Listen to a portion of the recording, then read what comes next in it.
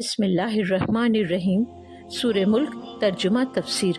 अल्लाह के नाम से शुरू जो निहायत मेहरबान हमेशा रहम फरमाने वाला है।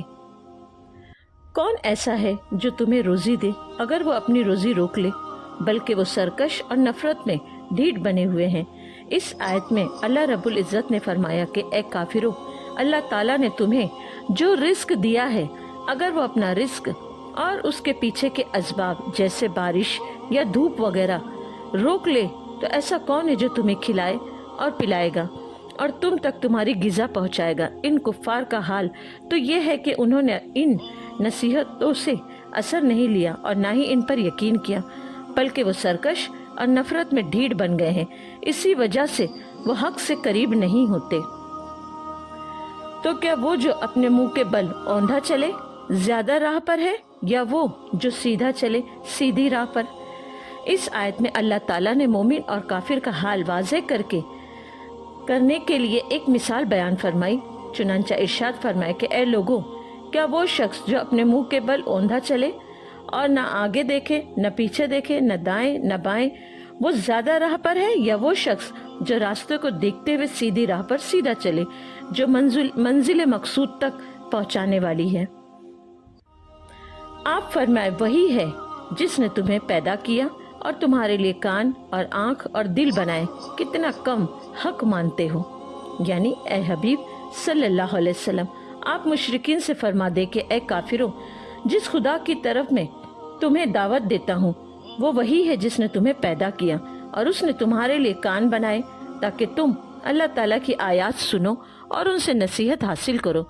उसने तुम्हारे लिए आंखें बनाई ताकि तुम उनके जरिए अल्लाह ताला की कुदरत को देखो और जो उसकी वहदानियत पर दलालत करती है। और उसने तुम्हारे लिए दिल बनाए ताकि तुम उनके जरिए अल्लाह ताला की आयत और उसकी कुदरत में गौर व फिक्र कर सको। लेकिन तुम्हारा हाल ये है कि तुमने इन आज़ा से न फ़ायदा उठाया कि जो सुना वो ना माना, जो देखा उससे इबरत हासिल न की और जो समझा इसमें गौर न किया, और तुम बहुत कम शुक्र अदा करते हो। अल्लाह ताला के अता फरमाए हुए आज़ा से वो काम नहीं लेते जिसके लिए वो अता हुए हैं, और यही वजह है कि तुम शिर्क व कुफ्र में मुब्तला हो गए। आप फरमाए, वही है जिसने ज़मीन में तुम्हें फैलाया और उसी की तरफ उठाए जाओगे। यानी ए हबीब सल्लल्लाहु अलैहि वसल्लम, आप फरमा दे के अल्लाह अज़्वजल वही है जिसने गुफ्तगू में तुम्हारी ज़बानों, तुम्हारे रंगों, तुम्हारे लिबासों, तुम्हारी शक्लों और सूरतों के मुख्तलिफ होने के साथ तुम्हें ज़मीन के कोने कोने में फैलाया, और तुम क़यामत के दिन अपने आमाल के हिसाब और उनकी जज़ा के लिए इसी की तरफ उठाए जाओगे। और कहते हैं, ये वादा कब आएगा अगर तुम सच्चे हो।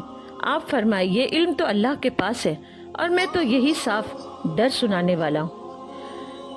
इस आयत में अल्लाह रब्बुल इज़्ज़त ने कुफ़ार मुसलमानों से मजाक और महज दिल लगी के तौर पर कहते थे कि अगर तुम क़यामत या अजाब की खबर देने में सच्चे हो तो बताओ इनका ज़हूर कब होगा। अल्लाह ताला ने इनका जवाब देते हुए अपने हबीब सल्लल्लाहु अलैहि वसल्लम से फरमाया, ए मखलूक में सबसे बड़े आलिम, आप मुशरिकीन से फरमा दे कि इसका इल्म तो अल्लाह ताला के पास है। मैं तो अजाब और क़यामत के आने का तुम्हें डर सुनाता हूँ, और मुझे तो इतने ही काम का हुक्म दिया गया है, इसी से मेरा फ़र्ज़ अदा हो जाता है, इसलिए वक्त का बताना मेरी जिम्मेदारी नहीं। याद रहे, इससे ये साबित नहीं होता कि अल्लाह ताला ने हुजूर पुर नूर सल्लल्लाहु अलैहि वसल्लम को क़यामत का इल्म नहीं दिया, क्योंकि यहाँ ये ना फरमाया कि मुझे इल्म नहीं दिया गया, बल्कि ये फरमाया गया कि ये हकीकी और ज़ाती इल्म तो अल्लाह ही के पास है। और ऐसे अंदाज में बात उस वक्त भी कही जाती है जब मालूमात होने के बावजूद बताना न हो। हक ये है कि अल्लाह ताला ने हुजूर अक़दस सल्लल्लाहु अलैहि वसल्लम को इल्म क़यामत का दिया है, और इस पर वो तमाम अहादीस शाहिद हैं, यानी गवाह हैं, जिनमें आप सल्लल्लाहु अलैहि वसल्लम ने क़यामत की अलामात इरशाद फरमाई, हत्ता के साल बताने के अलावा वक्त, दिन और महीना भी बता दिया। फिर जब उसे पास देखेंगे, काफिरों के मुंह बिगड़ जाएंगे और उनसे फरमाया जाएगा, ये है जो तुम मांगते थे। इस आयत का खुलासा ये है कि कुफ़ार आखिरत में इस अजाब को अपने करीब देखेंगे जिसका उनसे वादा किया गया है, تو کافروں کے چہرے سیاہ پڑ جائیں گے اور وحشت و غم سے ان کی صورتیں خراب ہو جائیں گی، اور جہنم کے فرشتے ان سے کہیں گے کہ یہ وہ عذاب ہے جو مذاق کے طور پر تم مانگتے تھے، اور انبیاء کرام علیہم السلام سے کہتے تھے کہ وہ عذاب کہاں ہے، جلدی لاؤ، اب دیکھ لو یہ ہے وہ عذاب جس کی تمہیں طلب تھی۔ آپ فرمائے بھلا دیکھو تو اگر اللہ مجھے اور میرے ساتھ والوں کو ہلاک کر دے یا ہم پر رحم فرمائے تو وہ کون ہے جو کافروں کو دکھ کے عذاب سے بچا لے گا؟ یعنی کفار مکہ رسول کریم صلی اللہ علیہ وسلم اور اصحاب کرام کی وفات کی آرزو رکھتے تھے۔ اس پر اللہ تعالیٰ نے اپنے حبیب صلی اللہ علیہ وسلم سے ارشاد فرمایا کہ اے حبیب صلی اللہ علیہ وسلم، آپ ان کفار سے فرما دیں کہ ہم مومن ہیں اور دو اچھی چیزوں میں سے ایک کے منتظر ہیں۔ نمبر 1، تمہاری آرزو کے مطابق اللہ تعالیٰ مجھے اور میرے صحابہ کرام کو وفات دے دے تو اس میں بھی ہمارا ہی فائدہ ہے کہ ہم جنت میں چلے جائیں گے۔ نمبر 2، اللہ تعالیٰ تمہارے مقابلے میں ہماری مدد فرما کر ہم پر رحم فرمائے اور ہماری عمر دراز کر دے۔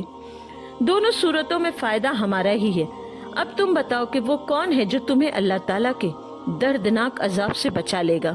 تمہیں تو بہرحال اپنے کفر کے سبب ضرور عذاب میں مبتلا ہونا ہے، ہماری وفات تمہیں کیا فائدہ دے گی؟ آپ فرمائے وہی رحمان ہے، ہم اس پر ایمان لائے اور اسی پر بھروسہ کیا، تو اب جان جاؤ گے کون کھلی گمراہی میں ہے۔